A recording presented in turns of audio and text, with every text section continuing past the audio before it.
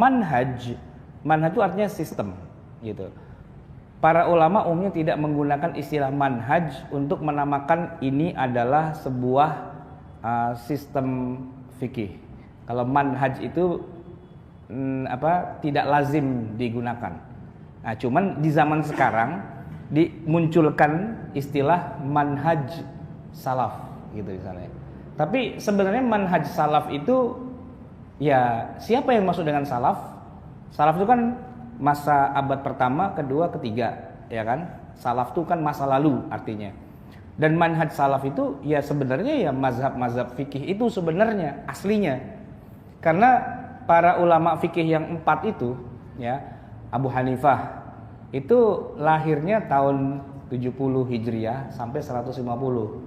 Ya, Imam Malik sesudah itu, ya kan, Imam Syafi'i sudah itu, dan Imam Ahmad bin Hanbal di tahun 200-an beliau meninggal. Jadi kalau dibilang salaf, ya 4 mazhab itulah sebenarnya salaf gitu. Nah, tinggal masalahnya begini, apa sih yang dimaksud dengan mazhab? Saya agak susah menjelaskannya, tapi saya bikin perumpamaan ya.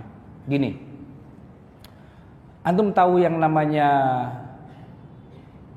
rumus segitiga siku-siku? Segitiga siku-siku ya, yang tegak, yang datar, sama yang diagonal.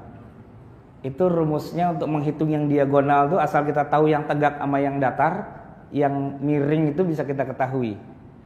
Itu namanya rumus Pitagoras. A kuadrat plus B kuadrat sama dengan C kuadrat.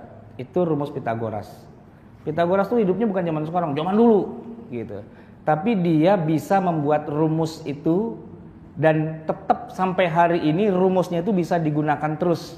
Siapapun orang tidak bisa menafikan yang namanya Pitagoras ketika dia membuat rumus segitiga siku-siku. Mazhab itu rumus gitu lah. Jadi para mujtahid di masa lalu itu membuat rumus. Cuman rumus dalam menarik kesimpulan Al-Quran dan Sunnah. Kita sepakat bahwa umat Islam wajib berpegang pada Quran dan Sunnah, gitu kan?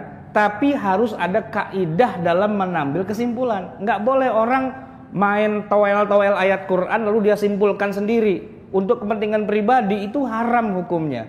Harus ada kaidahnya, harus ada rumusnya. Kalau enggak, jadi kacau.